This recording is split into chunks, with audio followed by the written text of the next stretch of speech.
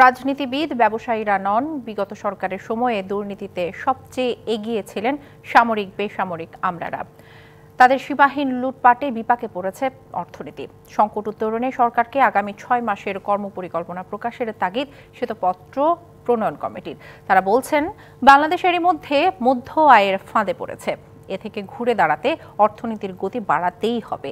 সে সঙ্গে উন্নয়নশীল দেশের স্বীকৃতিও এড়িয়ে যাওয়ার সুযোগ নেই বলে মনে করেন দেশ বরেণ্য অর্থনীতিবিদ এবং বিশ্লেষকরা।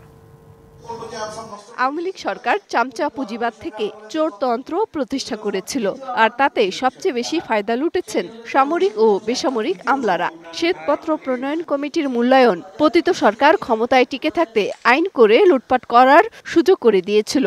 ক্রনিক ক্যাপিটালিজমকে বলতাম না চামচা পুঁজিবাদ, তো চামচা পুঁজিবাদের থেকে কিভাবে চোরতন্ত্রে চলে গেল। আপনারা যদি জিজ্ঞেস করেন এটার উৎস কোথায়, উৎসতে আপনার ফিরে যেতে হবে 2018 নির্বাচন। কমিটির প্রধান বলেন, দুর্নীতির জন্য সবচেয়ে বেশি ব্যবহার হয়েছে ব্যাংক খাত, এরপর অবকাঠামো, বিদ্যুৎ ও জ্বালানি এবং তথ্য প্রযুক্তি খাত থেকে বিপুল অঙ্কের টাকা লোপাট হয়েছে। অর্থনীতিবিদরা বলছেন, দুর্নীতির ব্যাপকতা এতটাই বেশি যে এ নিয়ে গবেষণা হওয়া উচিত। পুরনো যে দুর্নীতিবাজরা, তারা যে অতীতে বিভিন্ন সময় তারা যে নানাভাবে খেলেছে, আমরা চাই না তারা কোনোভাবে প্রতিস্থাপিত হোক, আবার নতুন করে পুনর্বাসন হোক। সেই জায়গায় পদগুলো কিন্তু বন্ধ করতে হবে এই সংস্কারের মাধ্যমে। প্রকল্প আমরা জানি দ্রুত বিদ্যুৎ সরবরাহ আইনের মাধ্যমে দেওয়া হয়েছে এবং সেগুলো রাজনৈতিক এবং ব্যবসায়িক ট্রানজাকশনের মাধ্যমেই দেওয়া হয়েছে। নগদের সর্বোচ্চ বার 167 টাকা রিচার্জে পাবেন 1 লাখ টাকা পুরস্কার। আরো আছে প্রতি সপ্তাহে পুরস্কার ও ক্যাশব্যাক। এই ব্যাপারে আমরা হাতে কোনো প্রমাণ নাই, কিন্তু এটা নিশ্চিত, এটা বহু জায়গা থেকে আমরা যেটা তথ্য প্রমাণ পেয়েছি। অর্থনীতিবিদরা বলছেন, তথ্যের নৈরাজ্য আর দুর্নীতির ফলাফল বাংলাদেশ এখন মধ্য আয়ের ফাঁদে। আমরা এর আগে বলতাম যে মধ্য আয়ের ফাঁদে পড়ার ঝুঁকি আছে, এখন সেটার ঝুঁকি নাই, এটা ঘটে গেছে বলে আমরা তথ্য উপাত্ত দিয়ে আপনাদের দেখানোর চেষ্টা করেছি।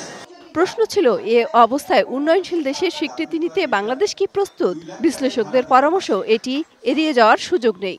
2026 না করে 29 করি বা 32 করি, আমাদের প্রস্তুতিটা কিন্তু আমাদের দুর্বল হয়ে যাচ্ছে বলে আমার মনে হয়।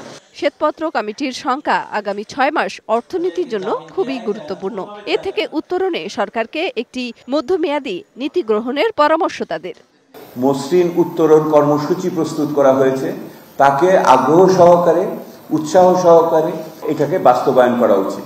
ওই বাস্তবায়ন পরিকল্পনার ভিতর দিয়ে অর্থনৈতিক বৈচিত্র্যায়ন, আমাদের উৎপাদনশীলতা বৃদ্ধি, আমাদের মানবিক সম্পদের শক্তিশালীকরণ এবং আমাদের গরিব মানুষের প্রতি দারিদ্র বিমোচন এবং আমাদের অসাম্যের প্রতি নজর দেওয়ার বিষয়টি গুরুত্বপূর্ণ হয়ে আসবে। বিনিয়োগ মন্দা কাটানো এবং অর্থনৈতিক অবস্থা সম্পর্কে বিদেশিদের পরিষ্কার ধারণা দিতে বিশেষ উদ্যোগ নেয়ার পরামর্শ দেয় শ্বেতপত্র প্রণয়ন কমিটি।